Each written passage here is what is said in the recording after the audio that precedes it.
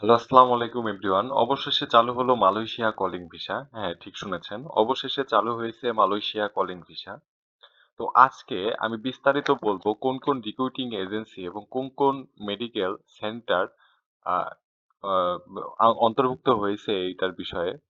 আজকে বিস্তারিত বলা হবে। তো ভিডিওটি শেষ পর্যন্ত দেখতে থাকুন এবং ভিডিওতে আমি কিছু শেয়ার করব, যেটা খুবই গুরুত্বপূর্ণ। আপনারা যদি মালয়েশিয়া যেতে চান, সেক্ষেত্রে অবশ্যই ভিডিওটি মিস করবেন না। আচ্ছা, এখন বলি আদৌ কি মালয়েশিয়া কলিং ভিসা শুরু হয়েছে কিনা? আর কতদূর পর্যন্ত এই কাজটি এগুয়েছে?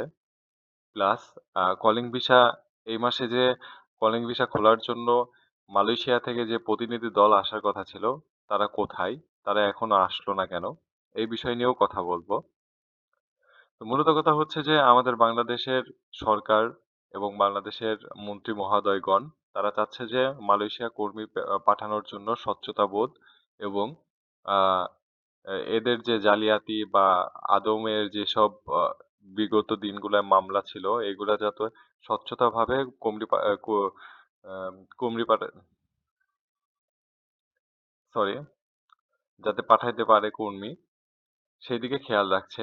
এখন এটার জন্য মূলত বিষয় হচ্ছে যে এখন এটার জন্য যদি স্বচ্ছতা করতে যাই তাহলে আমরা অ্যা বড় একটা শ্রমবাজার হারাতে চলেছি।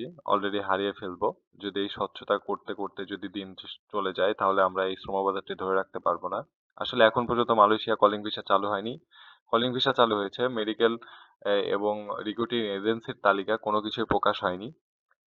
আমার মনে হয় না যে মালয়েশিয়া এত সহজে খুলবে। আসলে যারা আশা করে আছেন, যারা প্রত্যাশা নিয়ে আছেন তাদের জন্য আসলে খুবই ব্যর্থতার সাথে এটি জানানো হচ্ছে।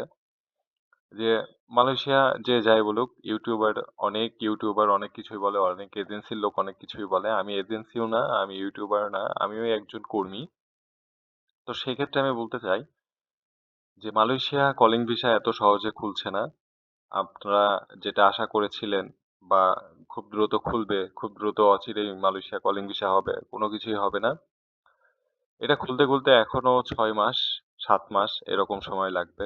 এরও বেশিও লাগতে পারবে এবং কি এটা খুলতে, খুলতে যদি মালয়েশিয়ার শ্রমবাজারের যদি চাহিদা মিটে যায় তাহলে বাংলাদেশ থেকে কখনোই কর্মী নেবে না আর তারা। তো এই ছিল আজকের ভিডিওটি।